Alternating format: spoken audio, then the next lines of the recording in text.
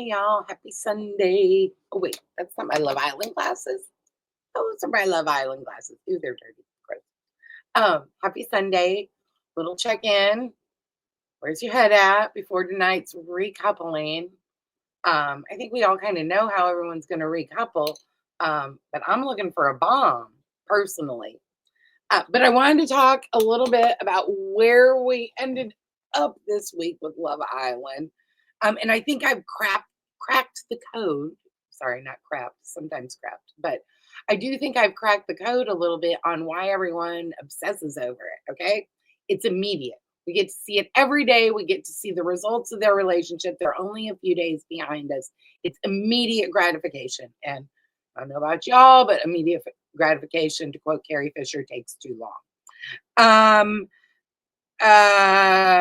We get to pick teams, right? We this girl, this boy, this girl, this couple, this we get to play Yenta. What's better than that? Who doesn't want to be a matchmaker? Who doesn't want to see a couple that they rooted for or put together be successful and get married and have kids and yada yada yada yada, and then it all fall apart in 20 years? Who's to say? But I mean, honestly, we all want to play matchmaker. We all want to pick teams, and it's immediate, right? Also, I call bullshit on the sisterhood thing. I do love the bond that they form. I really do. But to say that's why we watch, y'all, we watch for the drama. We watch for the crash out. Come on. Anyway, I'm calling bullshit. We watch for the messiness. That's why we watch reality TV. Also, I'm watching the Buccaneers right now on Apple TV.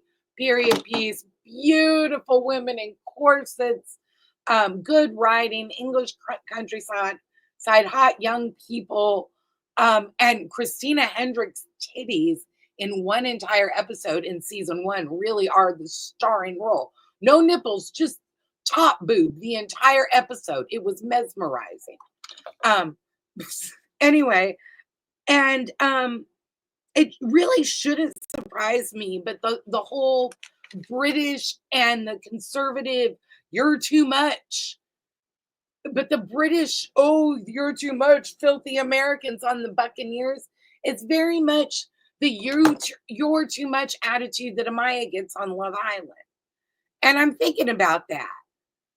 Why is it that like Alandria holding herself together and oh, you're so strong. And she's like, I have to be. Why is that prized more to these particular islanders than Amaya, who says what she feels and feels what she and means it? I don't know. I don't understand that. And I think it comes back to a very British colonial colonizer type of um puritanical view on how proper young ladies are supposed to behave. And I also think that that's why Hannah is gone. I think that the Islanders decided that she was too slutty. And I think that probably Cierra and Nick were leading that moral majority cause. Oh, that's nasty. She's already. And I think there was some judginess about that. I think they were wagging their heads, and I don't think anybody liked it. So, anyway, just my opinion. I think there was some judginess there with Nick.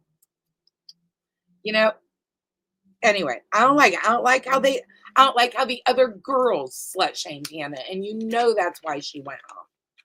Anyway, so Zach with a K tries to do damage control with Amaya. Is anyone buying this shit? Is anyone buying Zach?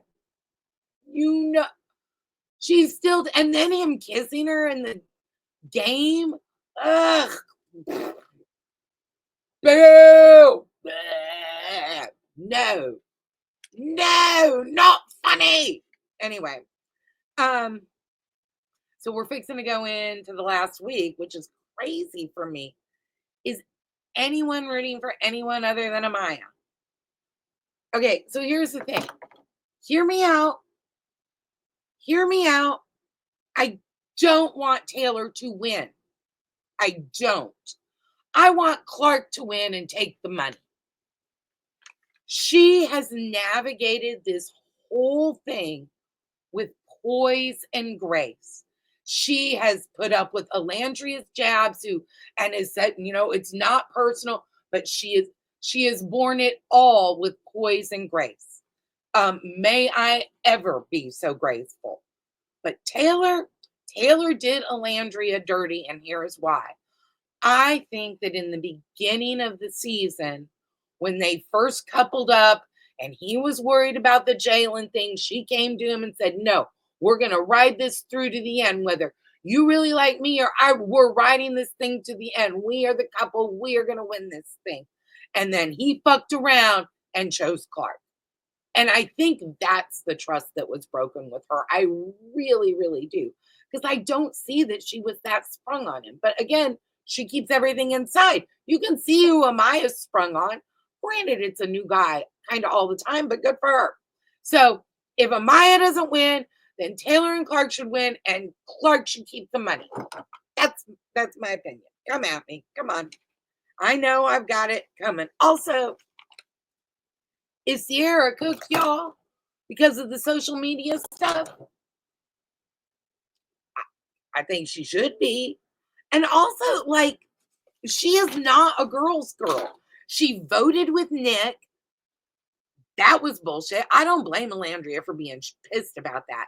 That was bullshit. And also, Alandria and Shelly were the bigger person and went to Huda and apologized for how they came at her. And it was very good of them, and everybody buried the hatchet. It was very nice to see. I don't remember, and y'all correct me if I'm wrong, but I don't remember Cierra doing that. She's so far up Nick's ass.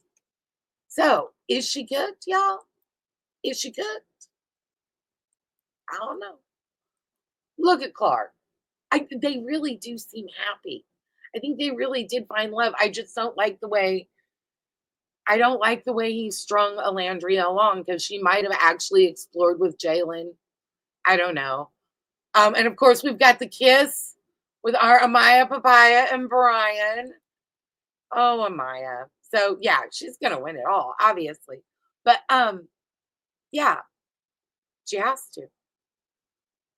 And what did y'all do? Y'all think that Ace and Shelly are still in denial? We're more mad at the girls kind of at this point, aren't we? I don't know. I understand why they were upset, and it wouldn't have felt like too much, but it felt coordinated and triangulated with Cierra, Shelly, and Alandria. But it looks like Shelly and Alandria are saying, no, we're not going to play that. So that's what it appears to me. Or maybe they're distancing themselves from Cierra because they know what's going on the outside a little bit. I don't know what producers have clued them into, but what do y'all think? So let me ask y'all this. You think we'll get a bombshell tonight before the recoupling? Maybe two. We need a couple of bombshells, and then we need to whittle it down to actual viable couples within this week, right? People will be going home probably every day now this week. I don't know. What do y'all think? Join me either later today or tomorrow. Anyway, I'm going to do a little recap of episode 3 of the Buccaneers, and how it's Buccaneers and Love Island are very similar. Women got to act a certain way, guys got to act a certain way. People are matchmaking and moving pieces together, but the young people involved don't have a whole hell of a lot to say. So just an interesting correlation there. Y'all have a good one. Take care of y'all. Bye.